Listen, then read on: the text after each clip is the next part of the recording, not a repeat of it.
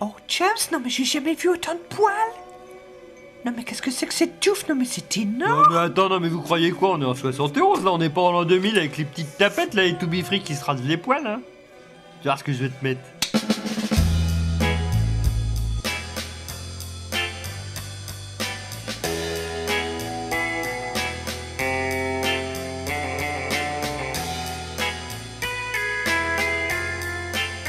Viva Kinopod, Viva Kinopod.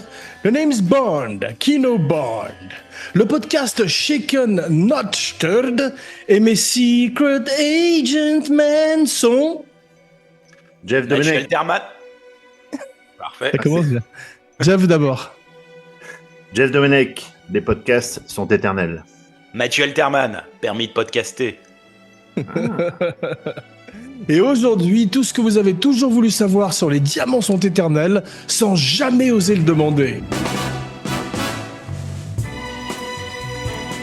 Ravi de vous retrouver, mes ciné bondies. Jeff, qui a un point avec Sean Connery, il n'aime pas les brocolis. Et Mathieu, que nous accueillerons avec joie pour la 3e fois, et qui recevra donc comme promis à l'issue de cette émission son Walter PPK et son Aston Martin en fin d'émission, comme je le disais, mais je vous interdis de m'appeler Martine. Avant toute chose, n'oubliez pas, comme d'habitude, de liker, de partager, de commenter, de follower et de vous abonner partout où vous écoutez le podcast, en particulier sur la chaîne Abracadapod de YouTube, avec chaque semaine une nouvelle fantastique vidéo de Romain Lenoff.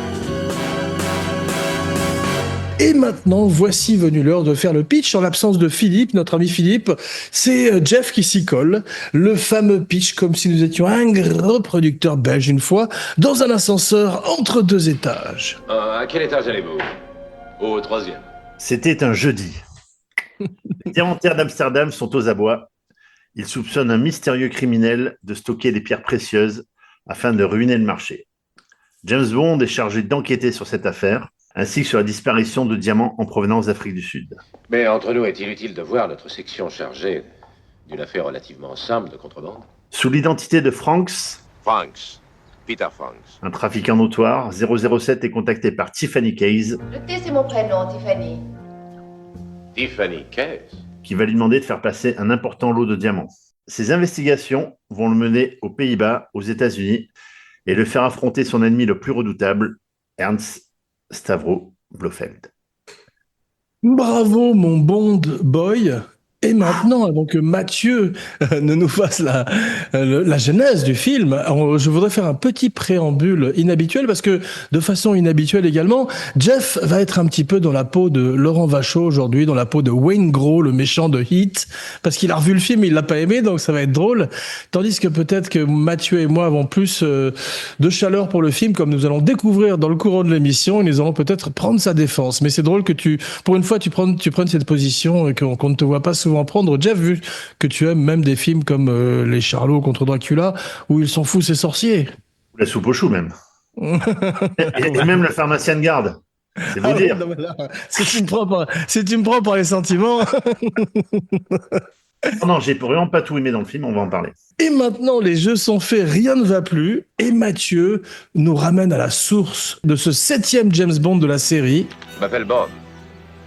James Bond. C'est à toi, Mathieu, avec la genèse.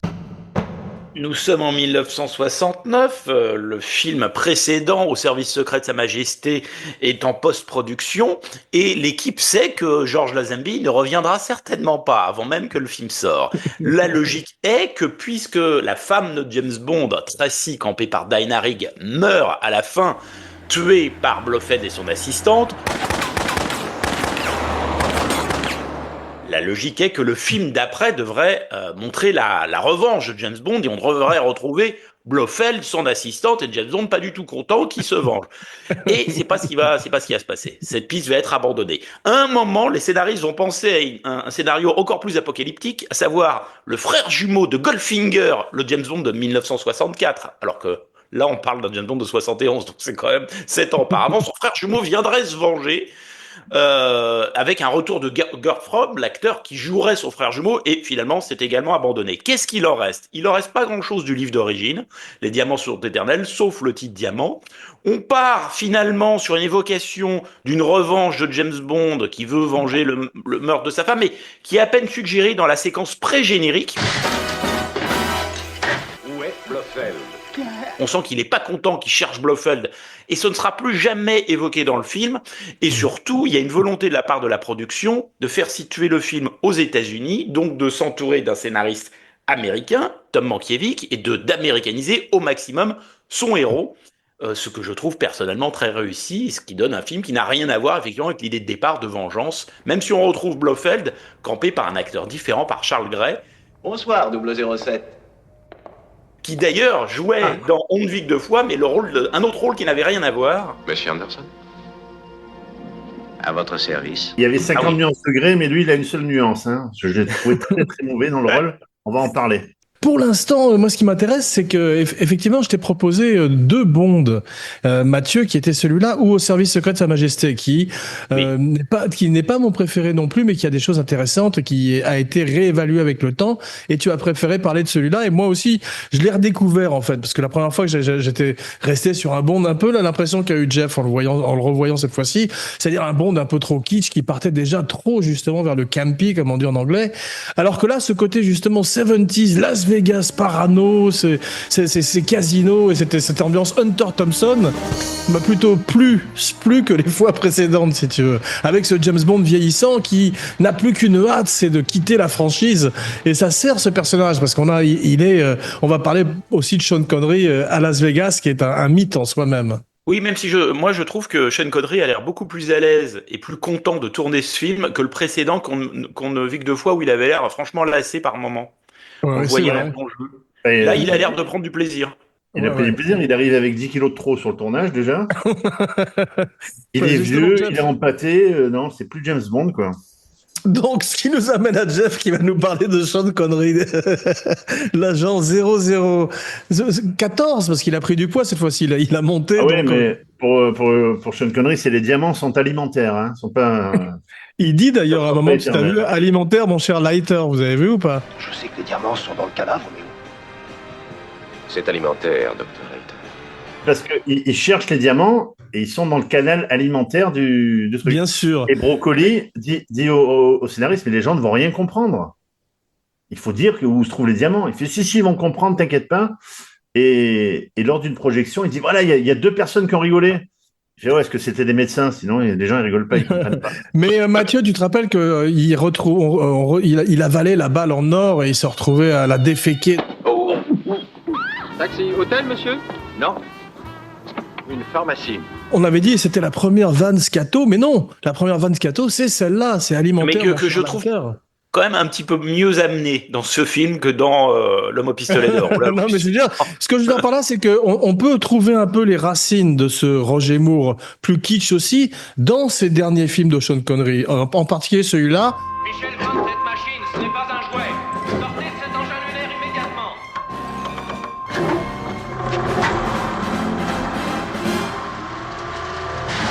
Il est plus comique, on est plus dans la comédie, il est plus détendu comme tu dis. Sean Connery, Jeff, est à Las Vegas et il fait du golf toute la journée, il fait la fête toute la nuit. Ouais, il se fait doubler. Déjà, le début, c'est même pas lui. Dans le prologue, c'est Bob Simons, le mec boum qui bastonne un petit peu tout le monde. Il est même pas sur le tournage à ce moment-là, Sean Connery. Marie? Qui êtes-vous? On le voit juste sur la plage de l'Eden Rock. Et avec cette fille. Alors, il faut savoir que cette dame qui est là, c'est une dame qui a 80 ans aujourd'hui. C'est une ancienne Miss Monde ou Miss Univers qui s'appelle Denise Perrier. C'est une Française. Y a-t-il une chose que je puisse faire pour vous? Qui vit sur les hauteurs de Nice. C'est fou. C'est le coup du soutien-gorge, là, il enlève son maillot, il est trempe comme ça. Et ça a été tourné sur la plage de l'Eden Rock, cette scène-là. Ah ouais. Voilà. Mais c'est vrai, il y a très peu on va dans très peu d'endroits. On est à Amsterdam, on est à Las Vegas et un petit peu à Palm Springs, comme on va voir. Ouais. Dans cette maison extraordinaire de John Lautner. La fois, j'ai souvent pensé faire un voyage en Afrique du Sud. Vous irez en Hollande. Mais en termes de casting, Jeff, on va parler un petit peu du fait qu'ils sont embêtés quand Lazenby, qui était censé faire 7 films, se barre sur les conseils de son agent parce que pour lui c'est fini. Bond est déjà démodé. Là, Bond est un dinosaure, si tu veux. Et je sais pas si Mathieu en a parlé tout à l'heure de cet acteur. Ils avaient rencontré Adam West, le mec qui avait fait Batman. Ouais. Toujours Burt Reynolds qui revient dans l'imaginaire de tout le monde. Et il y en a un comédien qui s'appelait John Gavin, qui a été engagé, qui signe son contrat, jusqu'à ce que Sean Connery revienne. Mais Sean Connery, en fait, Zaltman et Broccoli ne voulaient pas se mettre à genoux devant lui, parce que déjà, ils les avaient emmerdés. Ils ne voulaient pas le supplier de refaire James Bond, donc ils ont envoyé en loose day Ursula Andress.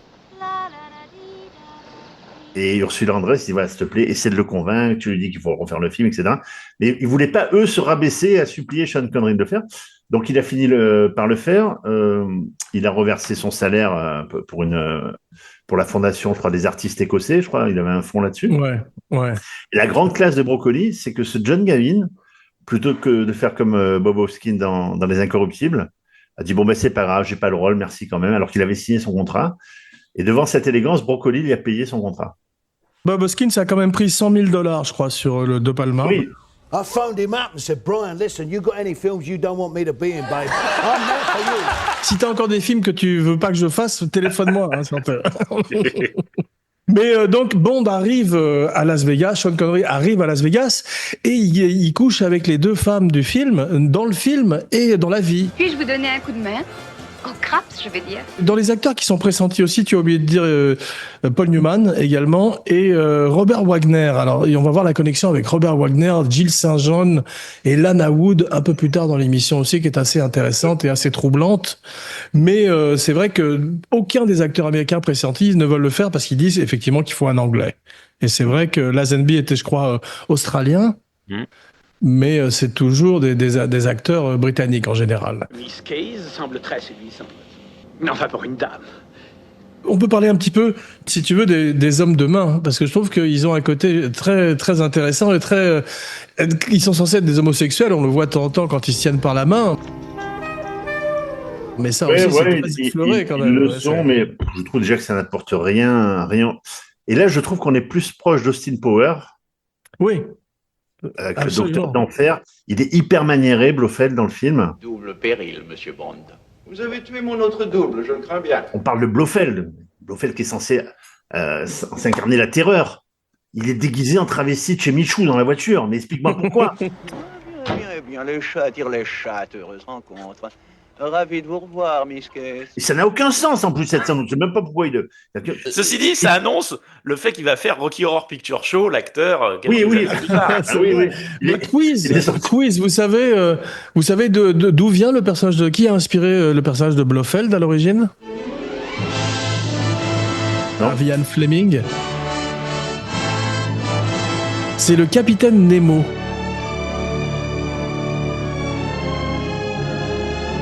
On le ressent le plus dans le personnage de Stromberg, qui devait être Blofeld à l'origine, tu sais, dans L'espion qui m'aimait. Messieurs, je vous exprime ma plus profonde gratitude. Ils n'ont pas eu les droits à cause du procès avec Kevin McClory sur Opération Tonnerre. On a la surprise de voir, pour les adeptes de Amicalement Vôtre, le juge Fulton. J'aimerais savoir jusqu'où vont vos connaissances réelles en matière de diamants. Alas, Laurence Netflix, qui est un spécialiste des diamants pour les armées. Ouais. Et c'est un ami de Broccoli, il avait fait le procès d'Oscar Wilde avec lui, Le secret du cheval noir. Alors on a les acteurs habituels, Bernard Lee et Miss Moneypenny. Alors Miss Moneypenny, comme on ne tourne pas dans le bureau de M, il fallait bien la mettre quelque part, et donc il la met à la douane, un petit poste frontière, là, il lui donne des documents, tout ça, et elle a eu dans son contrat, elle a demandé à pouvoir garder son costume de douanière, parce qu'elle a vraiment qu'une journée de tournage, elle n'avait vraiment pas grand-chose à faire. Votre passeport est tout à fait en règle. Si quelqu'un vous voit dans cette tenue, Moneypenny, ça pourrait le décourager de quitter une fois de plus ce pays. Elle a un chapeau parce qu'elle a les cheveux teint pour un autre rôle, elle est rousse.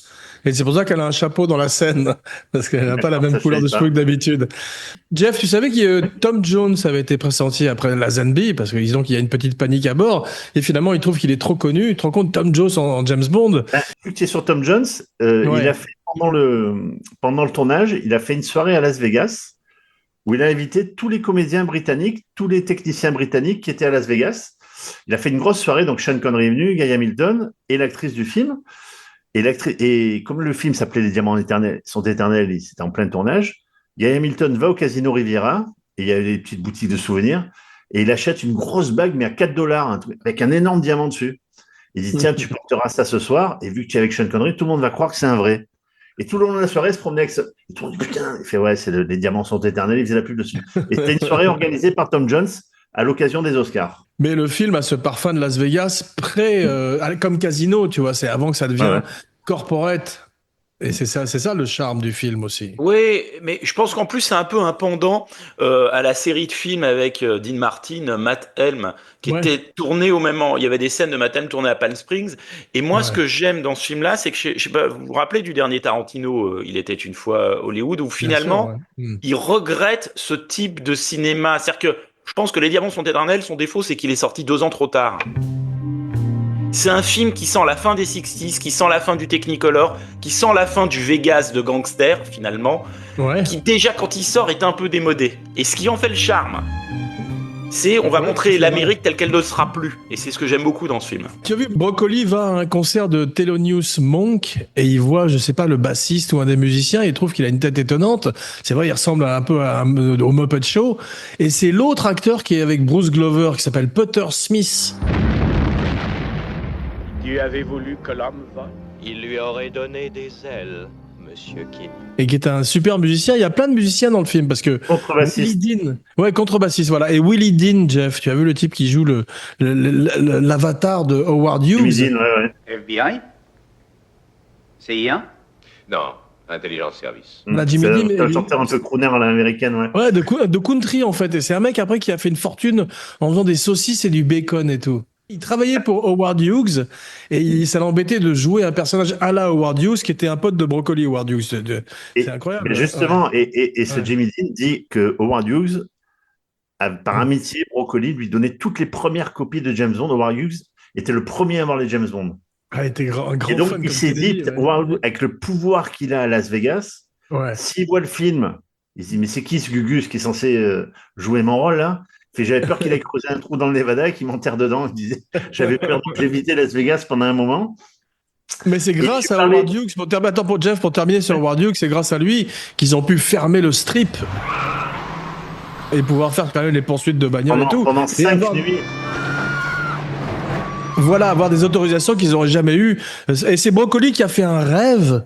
Parce que au départ, comme tu disais, ce qui est vachement intéressant, Mathieu, tu disais, c'est qu'effectivement, il arrive, il est censé d'avoir perdu sa femme, alors que attends, c'est le veuf joyeux. T'as vu Sean Connery? Ah oui, c'est le veuf joyeux. Il en a rien à foutre. Il étrangle une fille avec un bikini.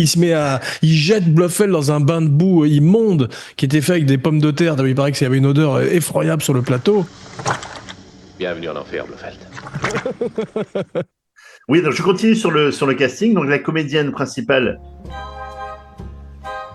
Jill St. John, elle avait lancé une ligne de perruques. Vous étiez blonde quand je suis entré. Oui, peut-être. Ce qui fait qu'elle avait demandé de pouvoir changer de perruque tout le temps dans le film. C'est pour ça qu'elle est blonde, rousse, brune à un moment donné. Laquelle préférez-vous? Oh, pourvu que ce soit pareil de haut en bas. Encore une allusion à la perruque. Mais qu'est-ce que ma perruque noire fait dans la piscine? Quand elle voit la Naboud morte dans la piscine. Elle fait un concours de perruques. Savoir que l'acteur qui fait du stand-up, là, qui a une gueule pas possible, il aurait pu être embauché par Warren Beatty dans Dick Tracy. Jouons au Monopoly avec de vrais buildings. Avec sa gueule de truand, là. Léonard Barr, tu sais, qui fait du stand-up au casino. Tu parles. C'était l'oncle d'un certain Dino Crocetti, alias Dean Martin. C'était son oncle. Wow, incroyable. De nouveaux accessoires à la tienne. Je n'ai pas changé mon numéro depuis 40 ans. Et la scène où il meurt, en fait, où les deux tueurs, elle a été filmée, mais ils ne l'ont pas mise dans le montage du film. Et il y a une légende, comme quoi, à un moment donné, donc quand il fait son stand-up, il est avec 2 danseuses. Il y a une légende qui court comme quoi une des danseuses, celle qui est à gauche de votre écran, serait Valérie Perrine. Parce qu'elle a toute la gueule de Valérie Perrine, sauf que ce n'est pas elle. Et Valérie Perrine a dit à IMDb, ce n'est pas moi, retirez-moi de... Je n'ai pas fait ce film-là, mon premier film, c'est pas celui-là. Mais et sur X, donc sur Twitter, Valérie Perrine a dit, je ne suis pas dans Les Diamants sont éternels, ce n'est pas moi, alors qu'il y a une légende urbaine qui court comme quoi ça serait elle. Alors elle lui ressemble, C'est vrai, Ouais, mais c'est pas. ouais. C'est pareil, c'est drôle. Jill St. John, c'est la première James Bond américaine. Chérie, Oui. pourquoi sommes-nous tout à coup dans une chambre nuptiale de la maison White? Mais détends-toi, chérie. Je domine la situation. Et elle aurait une affaire notoirement avec Sean Connery sur le plateau. Et elle épouserait par la suite Robert Wagner. Et l'autre Bond girl du film, c'est Lana Wood, la sœur de Natalie Wood. Je m'appelle Abondance. Ah, ce nom vous va bien. Abondance de la queue. Et Lana Wood, cette fameuse séquence, tu sais, où elle est dans la piscine, ils lui ont mis un bloc de ciment au pied, ils lui ont attaché avec des écharpes, et elle avait juste à relever la tête pour pouvoir respirer. Il a filmé comme ça, elle avait juste à... Sauf que le bloc de ciment est descendu au fur et à mesure, parce que la piscine était en pente, ce qui fait qu'à un moment donné, donc elle retient sa respiration, et à un moment donné, elle veut pour se relever, et elle peut plus respirer, en fait. Et donc, c'est deux techniciens qui sont venus, qui l'ont soulevée. Sinon, elle aurait fini comme sa sœur, noyée, malheureusement. C'est terrible. Hein. Ah oui, c'est assez terrible. Lucy, you ain't much bigger than when I last saw you. I'm Deborah. There's Lucy over there. Savoir aussi que Lana Wood avait joué le rôle de sa sœur, de Nathalie Wood, dans Les Prisonnières du désert. Elle joue le rôle de Nathalie Wood à l'âge de 9 ans. Wow. Et tu Elle est parlais très belle. Elle était beaucoup plus petite que Sean Connery, donc elle est sur ces fameuses cubes sur lesquels on monte les acteurs pour les égaliser. Il faut savoir aussi que une excellente séquence d'entre eux, je pense qu'on reviendra, parce qu'il y a quand même de bonnes choses dans le film, c'est la séquence de l'ascenseur, la bagarre, qui est très très bien faite. Très bien chorégraphiée. Le comédien avec lequel comédien cascadeur se bagarre Sean Connery, il s'appelle Joe Robinson. Oui. Peter Franks. Montez. Du rôle de Peter Franks dans le film. Il va prendre son identité, James Bond. D'ailleurs, j'aime bien lorsqu'elle fouille dans son portefeuille, elle sort une carte de James Bond et c'est la carte de Playboy, tu sais. Mon Dieu. Vous venez de tuer James Bond. Vous avez tué James Bond, ça c'est énorme. Et il faut savoir que cet acteur-là, Joe Robinson, il avait fait un film italien en 1960, Tarzan, roi de la force brutale. T'imagines, le titre, c'est juste déjà vrai. Et les ayants droit de Tarzan ont interdit la sortie, que le film sorte sous ce titre-là. Ils n'avaient pas le droit d'utiliser le mot Tarzan. Donc, ils l'ont renommé Thor. Thor comme le personnage de Marvel. Donc, le film s'appelle Thor, roi de la force brutale, avec cet acteur-là qui s'appelle Joe Robinson. Voilà. Et dans les petits rôles aussi, il y a le patron du casino. Monsieur Saxby. C'est Bruce Cabot. Monsieur veut un crédit de $10 000 avec $2 000 de limite. L'acteur. Un acteur qui a du chien. C'est un ami proche de Broccoli et de John Wayne. Il a fait beaucoup de films avec John Wayne. Il a fait Chisholm, Atari, Les Bérets Verts, Big Jack. Et surtout, il a joué Jack O'Driscoll dans le premier King Kong de 1933. C'était son dernier film, le James Bond, le Diamant sans éternel. Et il est mort le 3 mai 1972, le lendemain de la naissance de Dwayne Johnson, alias The Rock. Voilà, un cabot en remplace un autre. Et un autre qui a un petit rôle. Vous connaissez les films de Rob Zombie, là? Sid Haig. Voilà. Sid Haig qui a un tout petit rôle dans le film. Que le monde est petit. Il joue un des croque-morts. Il est au milieu à un moment donné entre acteur et Sean Connery. Et c'est un de ses premiers films. Il avait fait le film de THX. Oui, et puis surtout, il était dans un film d'horreur fantastique qui s'appelle Spider Baby. Je ne sais pas si vous l'avez vu, ce film. Ouais. Et ce Sid Haig, après il s'était rasé la tête pour les films de Rob Zombie, savoir qu'il a refusé le rôle de Marcellus Wallace dans Pulp Fiction. Alors évidemment, il a refusé. Il a regretté, vu le succès de Pulp Fiction derrière. Et par rancunier, comment il s'appelle, Tarantino lui a écrit un rôle de juge dans Jackie Brown. Mais Mathieu, tu as vu, je voudrais quand même revenir sur ce combat d'ascenseur qui, comme tu disais, Jeff, est très bien filmé. C'est précurseur des combats comme dans Drive ou comme dans le Die Hard, tu sais, où Bruce Willis bien sûr. Celui avec une vengeance. Et j'adore, moi, quand c'est des combats dans des univers clos. Des endroits exigus. Voilà, une idée de Guy Hamilton, ça. Et il filme bien quand même, ça, les cascades même. Tu peux nous parler aussi de Bambi et Thumper? Je suis Bambi. Et moi, Perle Noire. Oui, magnifique. Vas-y, Mathieu, parle-nous de Bambi. Non, mais ça démarre bien, c'est-à-dire qu'il rentre dans la villa, il y a les deux gardes du corps, les deux femmes qui se jettent sur lui, qui lui mettent une pâtée, mais alors monumentale, c'est-à-dire qu'il peut plus bouger, rien. Et alors il s'en sort miraculeusement. Elles sont moins fortes dans la piscine. Dans la piscine, il les noie, mais une seconde. Et là, tu te dis, c'est pas possible. Comment elles peuvent être aussi douées elles peuvent faire de galipette. De terre et aussi nul dans la piscine. C'est un peu, le combat se finit de manière un petit peu inattendue. Bon, tant mieux pour James Bond, on n'y croit pas. Alors, il faut c'est vrai, savoir que cette villa. Au début, quand elle lui met une raclée, ça fait penser quand même justement à ce flower power, à ce mouvement qui arrive. C'est la famille Manson qui débarque chez des gens. Donc, c'est contre une ancienne génération représentée par Sean Connery, ce patriarcat, si tu veux. Mais à la fin, c'est Kill effectivement, Bill. on se rend compte que l'eau, c'est leur kryptonite à la fin. C'est ça. Mais c'est du pré-Kill Bill. Moi, j'aime bien le combat. Il est super bien. Le combat. On est Il y a un côté Tarantino qui réjouit ça. Franchement, mais d'ailleurs, c'est assez amusant parce que je pense que c'est à partir du moment où il y a justement la scène de la piscine où il les maintient sous l'eau que le film part en couille, quoi. Voilà, c'est toute la fin à partir de là. Ah ouais, moi je trouve ça pas en couille. J'aime beaucoup le film. Dès le pré-générique, mais bon, après chacun se. Bon. Et pour revenir à cette histoire de savoir que quand Perle Noire elle est sur un rocher, le rocher est vraiment dans la maison. Alors, il faut savoir que le Ken Adams, le chef décorateur, il devait aller en repérage pour repérer des villas. Et Broccoli dit téléphone à un ami à moi qui s'appelle, j'ai noté son nom, Sidney Kershaw. C'est un avocat, mais un avocat hyper implanté dans le milieu hollywoodien en Californie. Appelle-le et il va te faire visiter des villas. Il était à Chicago, le chef déco. Il appelle, il fait, il n'y a pas de souci, venez, ma voiture vous attendra. Et il débarque, donc le chef décorateur de James Bond débarque, il fait une limousine m'attend en bas de l'avion. Et pendant 2 jours, je visite toutes les villas. La villa de Frank Sinatra, savoir que la scène de la piscine où elle meurt noyée, c'est la piscine de Kirk Douglas, messieurs. Il est pas mal ton petit pied-à-terre. Voilà, vous saurez. Et il me dit, je visite toutes les... Et je cherchais cette fameuse villa avec la scène de Bambi et Perle Noire. Et je vois une villa perchée là-bas en haut sur les hauteurs de Palm Springs. Et putain, ça a l'air bien, ça, etc. Et donc, je vais voir le gars, le propriétaire. Et le propriétaire, vachement hautain, il fait, mais qui vous êtes? Qui vous permet de venir chez moi, sonner à ma porte? Qui vous dit que je veux tourner un James Bond chez moi? Il est hors de question que James Bond... Enfin, le mec hyper irascible. Il dit, ah non, je suis désolé, mais et même si vous avez les moyens, vous n'aurez jamais assez les moyens d'avoir ma maison, et vous n'aurez pas ma maison. Enfin, le mec... Bon, et puis, mais il a dit, lorsqu'il a vu la maison, il voulait cette maison absolument, le chef. Et il appelle Broccoli, la mort dans l'âme, il dit, bon, il y a un problème, c'est que la villa que je veux, le mec, il fait, c'est quoi le nom du mec? Donne-moi l'adresse, tout ça. Broccoli appelle ce fameux Sidney Kershaw, un homme de l'ombre. 5 minutes après, Broccoli le rappelle, il dit, c'est bon, tu peux y aller, la villa, elle est à nous. Donc, je ne sais pas ce Sidney qui il était, mais il devait, à mon avis, fricoter avec tout le milieu, le milieu mafieux de Las Vegas, de Los Angeles, tout ça. En tout cas, on s'est mis. Et le mec, il fallait me dire, vous venez de la part de monsieur Sidney. C'est bon, tenez, la maison est à vous. Et le mec, il s'est barré comme un lâche, tu sais. Mais Mathieu, cette esthétique, Palm Springs, justement, ce John Lotter, on la voit beaucoup dans les films. Même, je crois que dans le Big Lebowski à Los Angeles, il y a cette maison très, très célèbre aussi. Je crois que c'est le même architecte. Et j'adore, moi, cette esthétique. On la voit aussi dans les cartoons de Pixar, dans les The Incredibles, tu sais. Ils ont une maison. Moi, j'adore. Moi, c'est toute l'architecture mid-century qu'on visite à Palm Springs, que moi, je suis un fou de Palm Springs et toute la région parce qu'il y a une ambiance unique au monde. C'est-à-dire qu'on est dans le désert et en même temps, on voit les montagnes, on voit les piscines, on voit ces maisons qui sont... C'est plus dépaysant qu'aller sur la Lune, Palm Springs. Vraiment.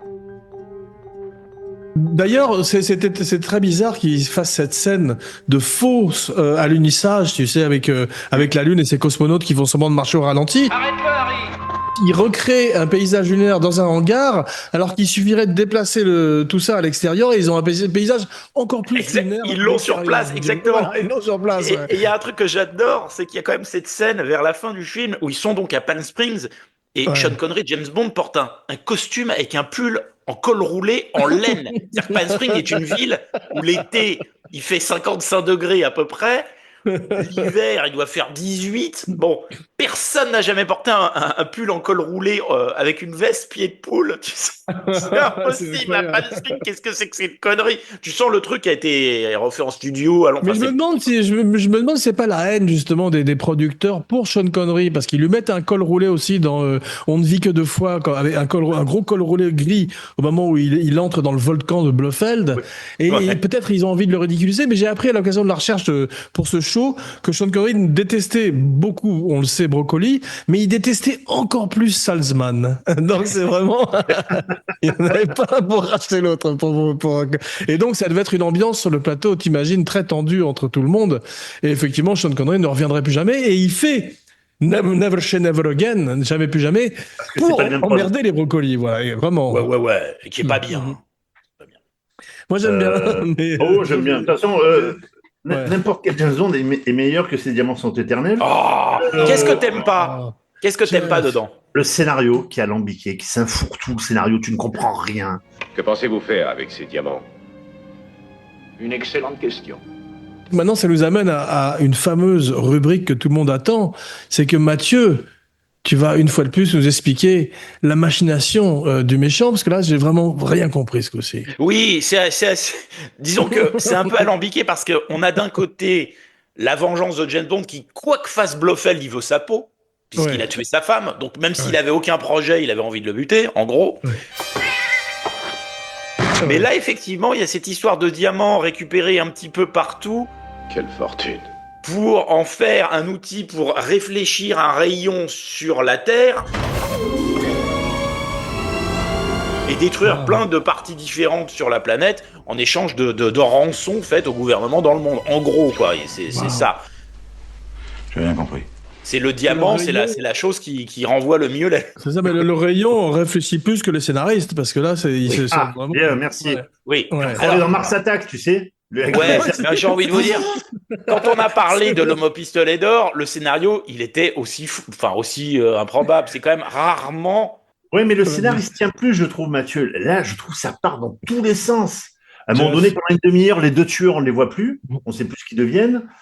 C'est trop alambiqué. Et pourtant, je suis hyper fan des James Bond et je suis super bon client. Mais là, en fait, c'est vrai. C'est vrai que pour moi, la plus grande faille du scénario, c'est que quand tu fais un plan machiavélique, t'essayes de le faire assez discrètement et tu vas pas Vegas. Enfin, il y a un moment, tu déplaces pas le méchant dans une des villes les plus peuplées au monde, où il y a le plus de touristes, où t'es sûr de te faire voir. T'essaies de la faire un peu low profile. Et là, c'est ça qui est assez marrant dans le film, c'est que finalement, le Blofeld va dans les endroits où il est sûr d'être opéré, quoi. Enfin, et il faut savoir que toute l'équipe jouait au casino tous les soirs. Et il y en a beaucoup qui ont laissé de l'oseille au Casino Riviera. Alors, ils avaient le droit de tourner entre 3h et 6h du matin. D'accord? Et un des scénaristes, Ted Moore, avait perdu 4 semaines de salaire. Savoir qu'il touchait 1 500 € par semaine, mais il en était déjà à 4 semaines de salaire qu'il avait demandé au directeur de prod. Et Broccoli arrive sur le tournage et il voit le scénariste. Donc, Ted Moore, il fait « Alors, ça va, ta suite te plaît ?» Il fait « Non, mais j'ai pas de suite, hein. » Il fait « Comment ça, t'as pas de suite ?» Et il appelle Milton Feldman, directeur. Il fait « Mais comment ça, il a pas de suite ?» Il fait « Non, mais les suites, elles sont à $2000. Et quoi ? Il fait « Ben, je vais pas lui filer une suite qui est plus chère que son salaire, quand même. » Il fait « C'est notre scénariste et tu le mets dans une suite. » Il fait « Moi, où je prends l'argent ?» Il fait « T'inquiète pas, j'ai toujours une caisse pour le moral des troupes. » Broccoli était très, très gentleman hein, par rapport à ça. Et alors, savoir que Broccoli était fan de backgammon, d'accord ? Il jouait beaucoup, il pariait énormément. Et Milton Feldman, le directeur de prod, voulait absolument jouer contre Broccoli pour le battre. Et Broccoli dit non, ça va être très mal perçu que le producteur prenne de l'argent à son directeur de prod parce que je vais te battre. Par contre, vu que tu insistes, tu vas jouer contre ma fille Barbara. Elle était jeune à l'époque. Et Barbara Broccoli joue contre le directeur de prod Milton Feldman et elle le bat. Elle le bat une fois de plus. Et ce Milton Feldman, alors je voulais demander, vu qu'on a un spécialiste musique, en l'occurrence avec notre cher Mathieu, il y a une légende, savoir que suite à cette mésaventure où Milton Feldman a joué et a tout perdu son argent, que son neveu François, son prénom François Feldman, aurait écrit la chanson Ne joue pas. C'est vrai ou c'est pas vrai? Non. C'est bon? Bah voilà. Hi, sweetheart. Hey, Bert, how are you, baby? Good. Il paraît que Sammy Davis Jr. aurait tourné une scène pas conservée au montage, mais est-ce que c'est vrai ou pas? Will you take a look at that? Well, they ain't never gonna get a cake big enough to put him on top of. On va rester dans la musique avec toi, Mathieu, et tu vas nous parler un peu de Shirley Bassey. Salzman, il détestait aussi, paraît-il, parce qu'il trouvait qu'il y avait trop d'innuendo, tu sais, de vannes érotiques glissées dans les paroles, et ça lui plaisait pas du tout. Hold one up and then caress it. Touch it, stroke it and undress it. Alors qu'effectivement, elle reste quand même l'identité parmi les meilleures chansons de la série, quoi. Alors, Jeff n'aime pas le film, mais je pense qu'il aime la musique, parce que la musique est formidable. L'introduction de la chanson est magnifique, ces petites notes comme ça, c'est cette magie qui est jouée d'ailleurs il y a les premiers synthétiseurs qui sont utilisés dans cette BO. Shirley Bassey, elle avait remporté le plus gros succès d'une BO de James Bond avec Goldfinger en 1964. Goldfinger. les chansons qui avaient suivi étaient un petit peu en dessous. La chanson de Tom Jones dans Opération Tonnerre était standard, on va dire. Celle de Nancy Sinatra était pas mal dans On ne vit que deux fois.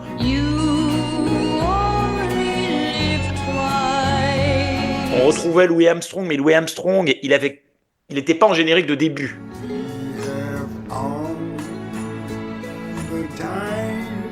Ça servait à illustrer une scène d'amour et on la entendait à la fin. Et là, il y a un vrai retour à la grande chanson, quoi. Diamonds Are Forever, pour moi, c'est une des plus belles musiques de James Bond. Moi, je la préfère même à Goldfinger, la chanson. Mais elle est beaucoup plus funk que je me rappelais, parce que tu as vu, il y a des passages, carrément, tu parles de synthé, effectivement, mais tu as de la wah-wah et tout, c'est vraiment extrêmement 70s. En parlant de Goldfinger, il paraît que Jimmy Page, le guitariste de Led Zeppelin, avait été guitariste de studio sur Goldfinger. Ah, c'est possible parce qu'il a joué pendant des années, il a enchaîné les sessions. Ce qui explique d'ailleurs pourquoi Led Zeppelin sonnait mieux que les autres groupes, c'est qu'il savait comment placer les micros vu qu'il avait 8 ans de sessions en studio. C'est ça, le génie de Led Zeppelin, c'est que Jimmy Page sait où il faut mettre les micros. Hein, voilà. Extraordinaire. C'est fort possible puisqu'il a joué vraiment sur des milliers d'enregistrements. Shirley Bassey, c'est pour moi, après il y aura le générique de Moonraker. Mais la grande chanson, c'est Diamonds Are Forever. Je peux l'écouter des milliers de fois. Je peux chanter les deux précédentes, mais je peux pas chanter Moonraker. Ah si, c'était Moonraker. Non. Moonraker. Non, c'est assez Alors, faut savoir que Broccoli avait vraiment l'oreille musicale et il arrivait à reconnaître quand une chanson allait être un tube ou non. À l'inverse de Zaltman, qui ne connaissait rien à la musique. Et lorsque Zaltman écoute la musique de Diamants sont derniers, ils sont en studio, il fait non, c'est nul, etc. Et c'est un des musiciens qui lui dit s'il te plaît, est-ce que tu peux nous chanter God Save the Queen?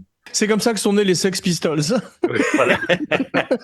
Et il fait tu ne connais rien à la musique, donc Broccoli s'embrouille avec lui, l'autre claque la porte et il se barre, Zaltman. Et Broccoli dit c'est pas grave, il s'est barré, mais il y a Jack qui est là. Il fait Jack qui fait j'ai ma bouteille de Jack Daniel, on va trinquer parce qu'on va prendre cette musique. Et il sort sa bouteille de Jack Daniel et il sert tout le monde. Et il faut savoir que le parolier qui a écrit les trucs s'appelle Donald Blackstone, Don Black de son surnom. Et ce Donald Blackstone qui avait écrit donc les paroles des Diamants sont derniers, dans les années 80, il est à New York, à la Trump Tower, il y a une grande soirée avec plein de gens d'Hollywood qui sont venus. Et il raconte, et là je vois un réalisateur que j'adore. Je vais pour lui témoigner mon admiration. Et ce réalisateur me voit et il fait vous êtes Don Blackstone? Don Black, pardon, vous êtes Don Black? Et là, Don Black, il est tout surpris. Il dit c'est une caméra cachée, c'est pas possible que ce grand monsieur me connaisse. Il regarde, il fait mais vous me connaissez? Il fait c'est vous qui avez écrit Les Diamants sont éternels. Il fait oui. Et le mec, c'était Steven Spielberg. Et Spielberg connaissait le générique des Diamants sont éternels par cœur et toutes les paroles du générique par cœur. Il fait j'étais super esprit que Spielberg connaisse ma chanson. Mais en même temps, Spielberg ayant grandi une partie en Californie, le James Bond qui se passe en Californie a dû plus le toucher que les autres. Oui. C'est vrai, ouais. Et pour ça, moi, et puis je trouve que c'est vraiment ce qui me plaît dans ce film, quoi. C'est la volonté d'américaniser au maximum son héros, mais d'une manière moins vulgaire que ça va l'être des années plus tard dans Dangereusement Vôtre. Je trouve que l'américanisation est plus élégante, là. Ouais, absolument. Et plus réussi que dans Goldfinger, où tu avais ces transparences dans cet hôtel qui était censé être à Miami, et où on était au KFC, même si Goldfinger, bien sûr, est un film très supérieur à l'arrivée. Oui. Mais celui-là capture ce parfum d'années 70 et de cette époque, comme tu dis, révolue. Même ce vieux comique qu'on voit, c'est le Borch Belt, tu vois, c'est une tradition de stand-up comique qu'on voit à Vegas, et ça, c'est une autre époque aussi. C'est fou, même la scène dans la station-service. Qu'est-ce que vous faites là? Mais laissez-moi passer. C'est-à-dire qu'on imagine qu'il y a les burgers à l'intérieur qu'on peut consommer au bar.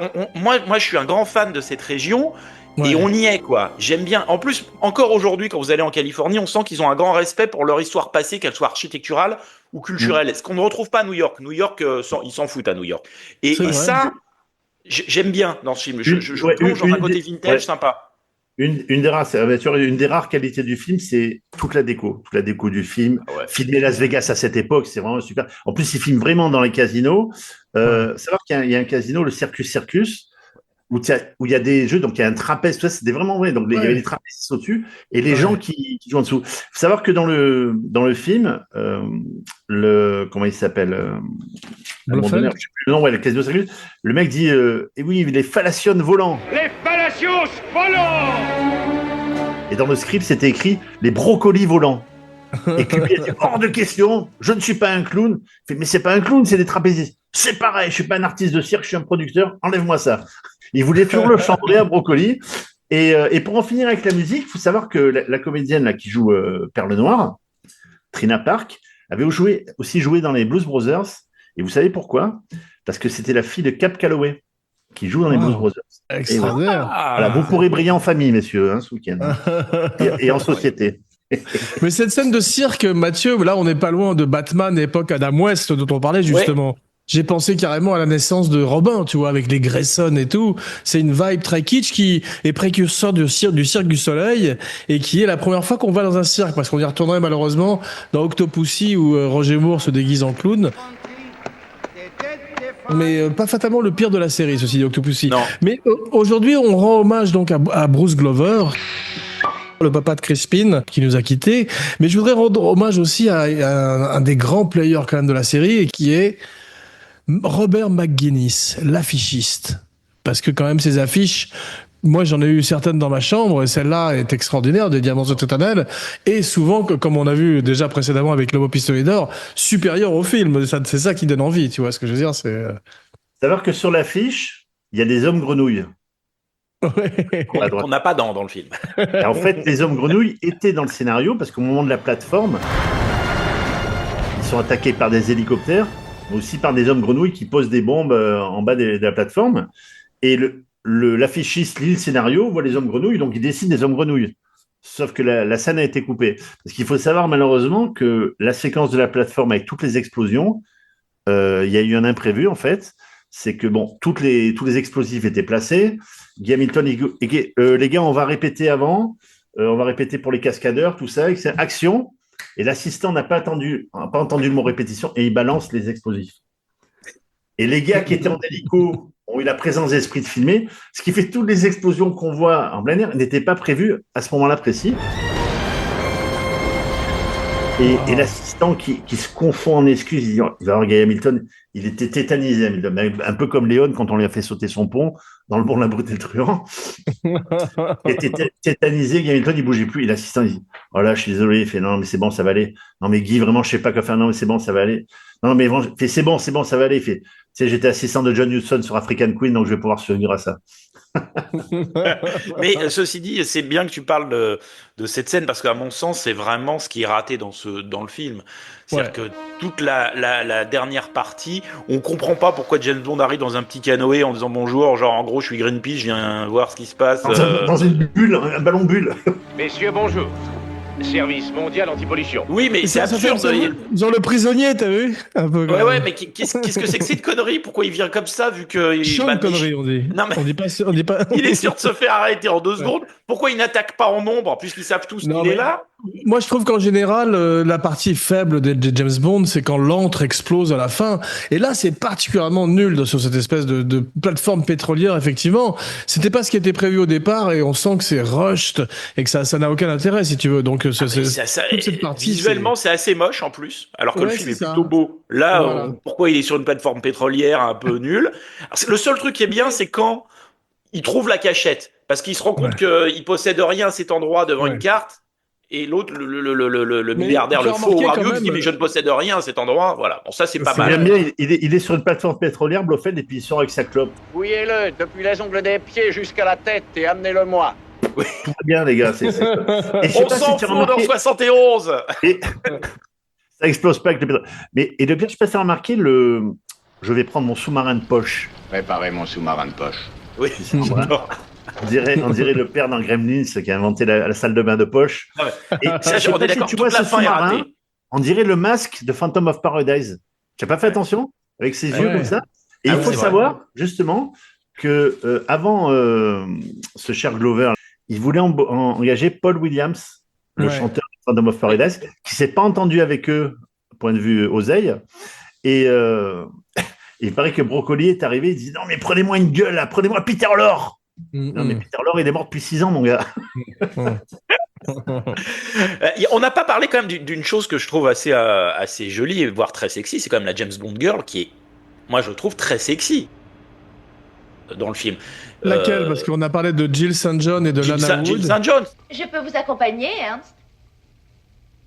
Je mettrais d'abord quelque chose sur ce bikini si j'étais vous, ma chère. En tout cas, moi, quand j'étais un petit garçon, je la trouvais vulgaire comme j'aimais, quoi. Enfin, c'est quand on a 10 ans et qu'on voit une fille comme ça dans un film. Mais c'est la vision des Anglais, ou la vision en tout cas des Européens comme Brocoli sur la femme américaine, parce qu'effectivement, elle est très, elle parle de tout, elle est très agressive, si tu veux. C'est pas ma préférée non plus.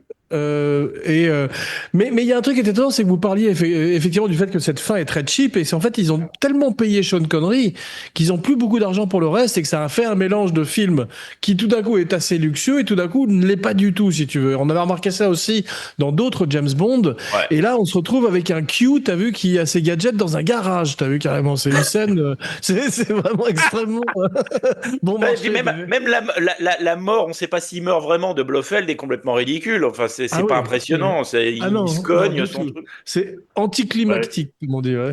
Et même au début, tu sais, quand alors, par contre, c'est pas mal, ces histoires de clonage, de chirurgie esthétique, c'est un peu volte-face avant l'heure. Donc là-dessus, il y a un côté moderne, mais bon, qui est pas assez exploité à mon goût. Et tu sais, quand il est dans la fausse boule, on croirait le chewing-gum d'un Rabbi Jacob, là, quand tout lui tombe dessus, tu sais. Et j'aime bien quand il sort le flingue, on dirait un hommage à Léon dans Le Bon, la brute et le truand. Du coup, il est dans sa baignoire. C'est vrai. Flingue dans la même position. Ouais. Une scène que j'aime bien, c'est la scène de crémation. Il y a beaucoup de tension. Ouais, c'est flippant ça. Et je sais pas si vous avez remarqué, quand ils sont c'est un super décor encore une fois de Canals, le bureau des pompes funèbres, le vitrail représente un diamant avec une croix dessus. Ah, j'avais pas remarqué, c'est dans les commentaires audio qu'ils nous disent. Ouais. Et cette scène de diamant a été tournée le 24 mai 1971, la veille de la naissance de Pete Sampras, et Mathieu va nous dire pourquoi.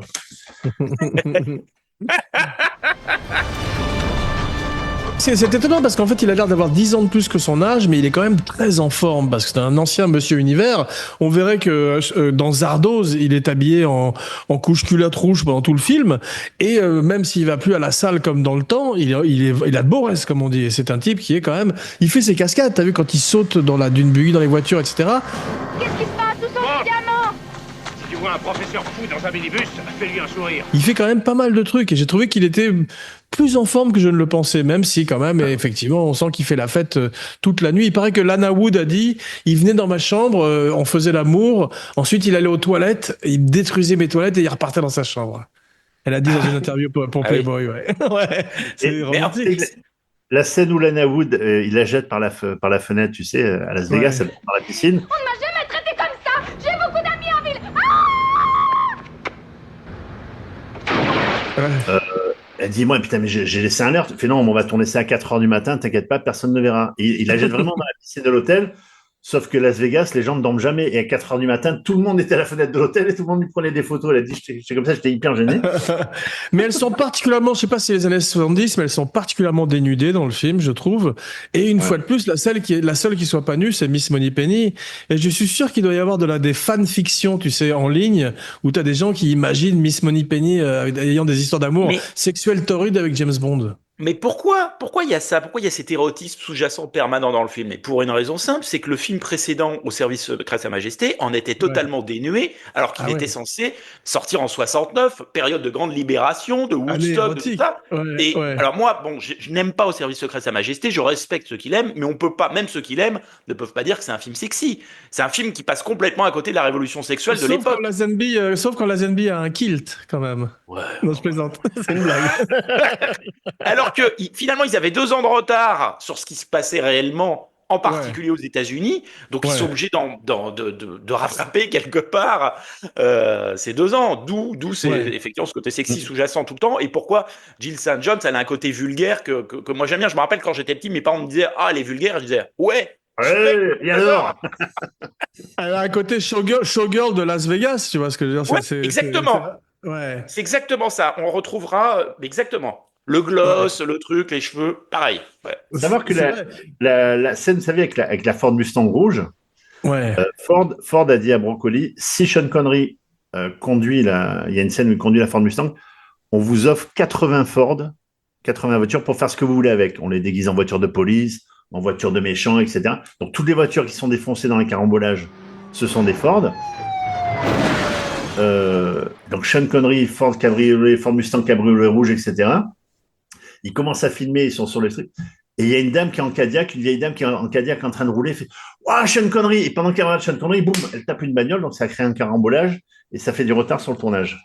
Voilà, ça c'était pour la petite anecdote.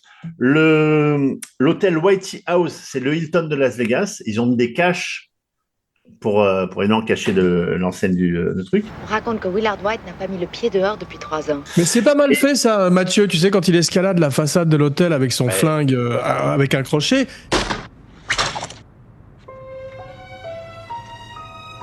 C'est précurseur du flingue de Batman, si tu veux, ou des scènes justement de films d'action ou de Ethan Hunt aussi, tu sais, de Mission Impossible. Voilà, donc il y a un côté assez moderne, même si bon, ça fait un peu studio et tout. Il y a quand même une volonté d'avoir un truc qui est un peu différent de ce qu'on voit d'habitude. Ouais, alors même si c'est ruiné un peu quand il arrive sur le siège et puis qu'il y a le rouleau de papier toilette à côté. Je sais pas si il est sur des chiottes. Il arrive sur des chiottes en fait. C'est le symbole du film en fait, c'est ça quoi. En fait. Tout de suite, ça fait un peu moins classe. Et il faut savoir qu'après le film, donc c'est un pistolet à python qu'il a, tu sais, pour planter dans la roche.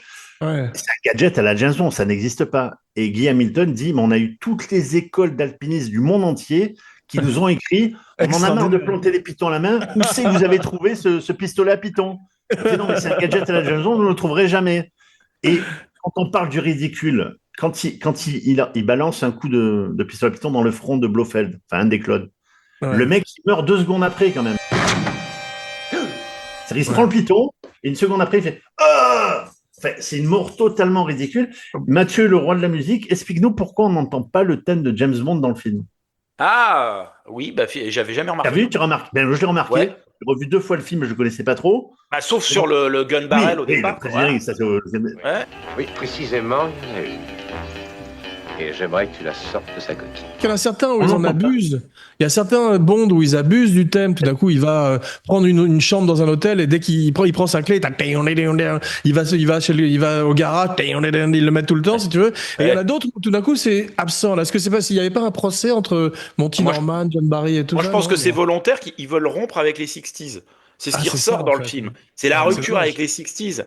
C'est un film de... On veut à tout prix une modernité exacerbée, un érotisme, un côté super capitaliste clinquant à Vegas. On n'a pas envie des années 60, même s'il y a Shirley Bassey. Ouais, à l'arrivée, ils sont plus proches du Casino Royale avec Peter Sellers que celui avec Daniel Craig, malheureusement. Bah oui, complètement. Ouais. Mais je pense que c'est volontaire, bien sûr que c'est volontaire. Ils ont envie de passer à autre chose. Et je crois qu'il y a un vrai souci d'effacer... au service secret de Sa Majesté, comme je disais tout à l'heure, qui a été, en termes d'entrée, un bide, qui a fait quand même beaucoup moins d'entrées que les deux d'avant. C'est pour ça qu'ils ne payent que Sean Connery et qu'ils ont des acteurs un peu secondaires. Jeff, on voit un Blofeld pas intéressant, comme tu disais, mais Felix Leiter est aussi un des moins bons de la série. Il est tout à fait... Et comme tu dis souvent, Jean, c'est une citation chère à Kinopod, meilleur est le méchant. Bien sûr, ouais. Et là, il n'y a aucun méchant qui est bon. Parce que même les deux tueurs homosexuels, ils sont parodiques, en fait, tu vois. Tu peux être un tueur. Souviens-toi, moi, je suis désolé. Ouais, parce que même dans une comédie que j'aime bien, mais que vous n'aimez pas, Monsieur Weber, Le coup du parapluie, il y a Didier Sauvegrain qui joue le rôle le rôle de la folle, qui est un tueur. Oh, excusez-moi, je vous ai, mademoiselle. Oh, pardon, madame. Je veux dire, monsieur.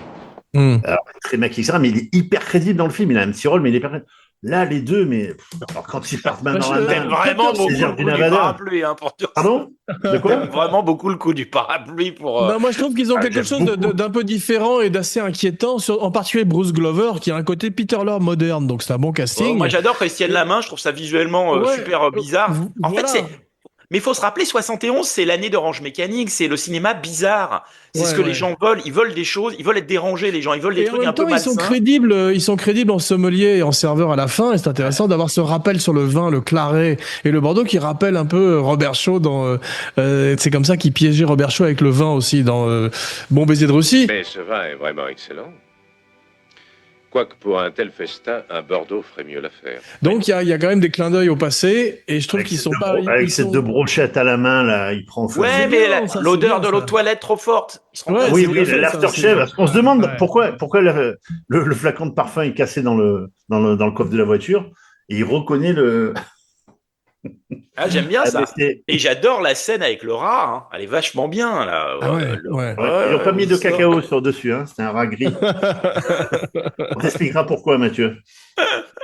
Non, mais il y a des bonnes choses, il y a des belles choses. Moi, je trouve visuellement, le film est très beau quand même. Il y a des. Dans le script, parce que l'avocat de Brocoli lisait toujours les scénarios, à un moment donné, il parle de millésime pour le cherry, et il n'y a pas de millésime dans le cherry, dans l'alcool. De 51, je pense. Il n'y a pas de millésime pour le chéri, d'où le 07. Et c'est un onologue, l'avocat de Brocoli. Il disait, il y a un problème là, c'est que la phrase n'est pas crédible, parce qu'on parle d'année millésimée pour le cherry, et le cherry, c'est pas du tout un truc millésimé. Et donc, il change la phrase, et James Bond parle du vin millésimé dont on a utilisé pour faire le cherry. Je me référais à la récolte d'origine, sur laquelle le chéri est basé. C'est 1851, et ça passe très bien dans le film. Si le film avait choisi vraiment de traiter son sujet et de parler tout d'un coup des Blood Diamonds, tu sais, de cette filière de diamants dont je crois il parle dans le livre déjà, ça aurait été vachement intéressant en fait de montrer justement. Mais là, c'est tellement parodique tout de suite que y a aucune. Le diamant est un prétexte de toute façon. Voilà, ouais. Le diamant est un prétexte. Ils vont chez le dentiste, tu sais, pour Is it safe? Hop, un petit diamant en plus là. Et est-ce qu'on peut parler quand même? Alors, si c'est pas une mouche dans le lait, là, c'est un bourdon dans le lait. La scène de la voiture qui est sur ses deux roues droites. Ah ouais, tu parles. Sur ses deux roues gauches. Et en fait, ils n'avaient pas filmé la sortie dans la petite ruelle, donc comment dire, sur les deux roues droites de la voiture pour passer la ruelle comme ça. Et lorsque ce sont des cascadeurs français qui ont pris la suite, donc une deuxième équipe pour filmer cette séquence à la sortie de la rue de la voiture, ils n'ont pas fait attention, ils ont mis la voiture sur les deux autres roues, les roues gauches. Donc, et tu ne peux pas, quand tu es dans une ruelle, et puis même si la voiture retombe, tu ne peux pas te remettre sur les deux roues. Et donc ils ont fait un petit stratagème, mais qui n'est pas crédible du tout, où Sean Connery lui dit « Vas-y, accroche-toi », hop, et il se penche de côté comme si la voiture... Et donc c'est complètement raté et ridicule, une fois de plus dans ce film. Donc ça fait beaucoup pour un James Bond, de choses ridicules et ratées, messieurs. Je suis désolé. Vrai, mais Mathieu, on a quand même, avec ces voitures de police, c'est un peu précurseur quand même des Blues Brothers aussi, dont tu parlais. Ouais, mais c'est tout ce côté cool que j'aime dans ce film. Effectivement, c'est un parfait. Cours après moi, shérif, tu sais, et puis aussi le shérif Culpepper qui viendrait plus tard dans les Bonds, c'est qu'on a toujours ces flics maladroits qui rappellent les flics les Keystone Cops contre Laurel et Hardy, tu vois. Mais on a quelque part une esthétique série télé, des séries télé qui vont arriver un peu après dans les années 70 et qu'on va voir quand on était gamin. Et c'est ce que j'aime bien dans ce film, c'est que ça pourrait être une série, quoi. Alors, évidemment, ce sera encore mieux réussi dans Vivre et laisser mourir, que j'aime beaucoup, qui sera le James Bond d'après, qui est à mon sens évidemment supérieur, mais au moins on s'ennuie pas, et c'était pas évident de pas s'emmerder dans un James Bond en 71, alors que il se démode. C'est-à-dire, ça, c'est pas qu'il a 10 kilos de trop, Sean Connery, c'est qu'il a un physique démodé pour 71. Le personnage de James Bond en 71 ne peut pas être le même qu'en 62. C'est impossible, le monde n'est plus du tout le même. Enfin, ça n'a plus rien à voir, quoi. Voilà. Et ça passe quand même, ça passe. Et il y a un petit truc pour ceux qui voient les films en VF, on y a même parlé, à un moment donné, quand il change de voix, le mec qui le double en français, c'est la voix de Roger Moore. Ça n'a rien de réjouissant d'avoir affaire à un gars aussi coriace que James Bond, voilà tout. Peu importe, James Bond. Enfin seul. Ce qui fait que sur un très court extrait, tu as Sean Connery qui parle avec la voix de français de Roger Moore. Et ils mettent un petit pic quand même, les scénaristes, à Sean Connery, donc je pense que ça vient de la part de Brocoli. À un moment donné, au début, M lui dit, il s'adresse à Sean Connery, il fait « Nos services fonctionnent aussi en votre absence, commandeur ». Sous-entendu, pourquoi tu t'es éclipsé quelques années, on a continué à faire du James Bond. Exactement, une petite... Mais enfin, il y a des choses qui sont inexpliquées dans ce film, moi j'aimerais avoir votre opinion, c'est que quand il découvre le faux Howard Hughes qui est enfermé, mais il est enfermé, qui lui apporte à manger? Est-ce que ces deux gardes du corps sont au courant, sont de mèche avec les gens qui l'enferment? Est-ce qu'il s'est enfermé volontairement? On comprend rien à ce moment-là, effectivement. Dans la vie, on dit que c'était... Dans la vie, on dit que c'était les Mormons qu'il avait kidnappés. C'est oui, peut-être... Mais là, il n'y a pas vraiment de garde du corps en dehors des deux filles. Est-ce qu'elles sont mèches? Est-ce qu'elles sont... On ne sait pas trop, quoi. J'ai l'impression qu'elles sont de mèche avec lui, avec Willie Dean, parce qu'il dit vous avez rencontré Bambi et Stumper quand il le voit tout mouillé parce qu'il voit qu'il a été dans la piscine. Donc il s'est volontairement enfermé lui pendant que d'autres abusent de lui. Enfin, il y a un truc qui est pas bien expliqué. De toute façon, Brocoli ne peut pas vraiment porter de jugement ou de critique. Il peut simplement faire un personnage très étrange et très artificiel avec un acteur qui est pas très bon en plus et qui est probablement meilleur chanteur de country qu'acteur à mon avis. Et qui est très propre sur lui. Enfin, le type est... Il est grand parce que t'as vu, il a la même taille que Sean Connery, peut-être même un peu plus grand, alors que Sean Connery est déjà très grand lui aussi. Mais il y a un truc que j'ai déploré, c'est qu'il n'y avait pas beaucoup de gadgets. Il y a un seul gadget et je crois que Desmond Llewellyn qui joue Q a dit que c'est le seul gadget qu'il aurait aimé avoir dans la vie. C'est le gadget qu'il a à Las Vegas pour gagner, tu sais, aux machines à sous. Un engin électromagnétique, RPM, ça agit là-dessus. Il y a le pince-doigt aussi au début dans le prologue. Ah oui, exactement. Pour récupérer. Ouais, alors franchement, il a une ratière dans sa poche. Mais ça fait partie du ridicule du film, les gars. Et le problème, c'est que il spoil son truc, puisque quand on lui dit oh les mains, il fait un peu comme ça, avec des mains un peu genre vous allez voir ce que vous allez voir. Tu le fais très bien. Il fait comme ça, donc il vend la mèche. Il y a un truc qui est un peu ridicule aussi et qui fait vraiment cartoon, c'est à la fin quand elle attrape cette bombe, tu sais, glacée, dans laquelle il y a la véritable bombe, cette espèce de meringue, et elle le jette sur le méchant, comme si tout d'un coup, c'est une tarte à la crème, qu'est-ce qu'elle pensait lui faire en lui jetant? Elle savait pas qu'il y avait une bombe à l'intérieur au départ, si tu veux. Ouais, donc c'est ouais, ça c'est la fin c'est n'importe quoi. Parodie, c'est burlesque si tu veux presque. Mais à la fin, on dirait que c'est en impro total, que rien n'était prévu comme ça. À la fin, vraiment, je ne comprends pas moi. Alors justement, il y a beaucoup de choses. Hein. Vous émettez beaucoup de réserves pour un film que vous aimez, monsieur. Mais j'ai une question à te poser, Jeff, et à toi aussi, Mathieu. C'est à la fin quand Bruce Glover meurt avec la bombe entre les jambes. Est-ce qu'il jouit un peu de plaisir ou alors est-ce qu'il a mal quand Sean Connery lui attrape les roubignoles? Quand il dit il est parti la queue entre les jambes, c'est ça? Ouais, voilà, exactement. La réplique qui tue. Alors j'ai vu avec le cri, il y a un petit cri qui fait oh. Ouais. J'ai vu la séquence de tournage. S'il y prend goût ou si c'est la fin, quoi. J'ai vu le making of et tu vois le cascadeur qui saute sur un trampoline pour pouvoir faire la pirouette. Et puis alors l'autre, carrément le Potter Smith qui arrive avec ses deux brochettes là. Ah, ça, on dirait un film d'horreur des années 80, un mauvais film d'horreur. Il y a souvent ça dans les James Bond. À la fin de Vivre et laisser mourir, il y a celui qui a le crochet en métal qui est dans le train, qui n'a aucun intérêt à vouloir venger, à être là pour tuer James Bond, qui s'en fout. Tout le monde est mort. Pourquoi il est là? C'est pareil, c'est la même chose. Mais tu as vu à la fin, ils annoncent James Bond will return, comme d'habitude, pour Live and Let Die. Donc, effectivement, c'est la nouvelle ère Roger Moore qui commence, bientôt d'ailleurs sur Kino Bond. Et c'est la fin de Sean Connery, la fin d'une ère, avec ce film étrange qui est intéressant pour ce qui s'est passé aussi en coulisses.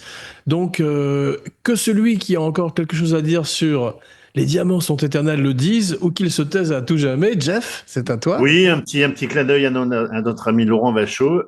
Savoir que la maison sur Palm Springs où il y a Bambi et Perle Noire, l'architecte de cette maison était John Lautner. Un petit clin d'œil à Georges. Et c'était l'architecte de la maison, la Chémosphère, qu'on voit dans Body Double. Ah oui, bien sûr. Voilà. Génial. C'est le même architecte qui avait fait cette maison sur Palm Springs. Voilà. Extraordinaire. Moi, je vais finir en disant ce que je vous ai dit, c'est que James Bond a prouvé qu'il pouvait faire mieux que Matt Helm, qui était un sous-James Bond avec Dean Martin produit par les Américains sur le même zone géographique. C'est ça. On va montrer qu'on peut faire un film américain, sauf qu'on est des Anglais. Parce qu'il n'y a rien d'anglais quasiment en dehors de la distribution, quoi. C'est un film très américain. Mais américain comme du cinéma américain qui a déjà disparu avec le nouvel Hollywood. En gros, le parrain, il arrive 6 mois après. Ouais, parce que là, t'imagines, il y a eu La Route Sauvage, il y a eu Easy Rider, il y a ce film-là au cinéma, quoi, tu vois. Mais c'est ça, c'est quelque part, ils disent adieu à cette forme de cinéma, comme je disais pour le Tarantino, il était une fois Hollywood. C'est ça, c'est une forme de, on dit adieu à une forme de cinéma qu'on ne retrouvera plus. Et je pense qu'ils en sont conscients. C'est ça que j'aime, le charme. dans ce Ils se film. sont réinventés magnifiquement avec Live and Let Die et ils ont passé tout le temps, ils se sont toujours réinventés. D'ailleurs, ils ont annoncé enfin le prochain sur Amazon, tu sais, parce que les Brocolis, notoirement, donc, se sont retirés après des années de bons et loyaux services. Et ça commence, James Bond fait du Ultimate Fighting, du MMA, et il sort avec une influenceuse qui est sur OnlyFans et qui a 2 millions de followers et, et il part contre un mec qui fait du Bitcoin. Non, mais t'as raison de dire quand on voit Vivre et laisser mourir qui date de 2 ans après, on a l'impression que c'est 10 ans après. C'est-à-dire que ils étaient pas dupes. Ce qui montre, c'est qu'ils n'étaient pas dupes. Ils savaient que. Mais Voilà. c'est le moment où ils commencent à suivre les modes, puisque là, ils vont se brancher sur la Blaxploitation, ensuite sur sur Bruce Lee, etc. Et c'est vrai qu'on sent qu'ils ont perdu, alors qu'à une époque, comme je disais, c'était eux qu'on suivait. Maintenant, c'est fini, là. C'était une autre ère sous. Voilà. Ouais, mais là, on est à Vegas parce que c'est là que Elvis donne ses concerts. Et si on veut voir Elvis, en 71, on va à Vegas. Il y a quand même une cohérence par rapport à ce qui s'y passe réellement au niveau de la pop culture. C'est ça, et puis t'as l'impression que c'est un peu là où les Brocolis vont en vacances aussi avec Barbara et Kubi. Ils vont à Palm Springs, ils vont à Amsterdam, ils vont à Las Vegas, quoi, tu vois. Et puis Vegas, à l'époque, en dehors des Américains, personne n'y allait. Ça coûtait très cher de partir aux États-Unis, dans le Nevada ou en Californie. Les Français, les Européens, ils voyaient ça. On pouvait rêver sur Vegas, alors qu'aujourd'hui, ça fait plus rêver personne. Et Mais c'était à en l'époque, 1980. Très très beau souvenir. il n'y en avait pas beaucoup qui y allaient en 80 même déjà. Je sais. C'est vrai, c'est vrai. Bien, merci mes cinébondies pour cette virée sur le Vegas Strip. Mathieu, Miss Moneypenny t'a préparé ton martini et ta moumoute. Tu fais maintenant partie à part entière de Kinopod. Tu es un cinébody. Et Jeff, bon bah écoute, c'est toujours un grand plaisir. Merci d'être venu, même si tu n'aimais pas énormément ce film. Bravo pour ton hoodie sur Dutronc et Dutronc. Et un petit clin d'œil à mon ami David Dessitt, dont le film Il était une fois Michel Legrand sort en Blu-ray au mois d'avril. Formidable. Je vous conseille de voir Formidable. un super documentaire sur Michel Legrand.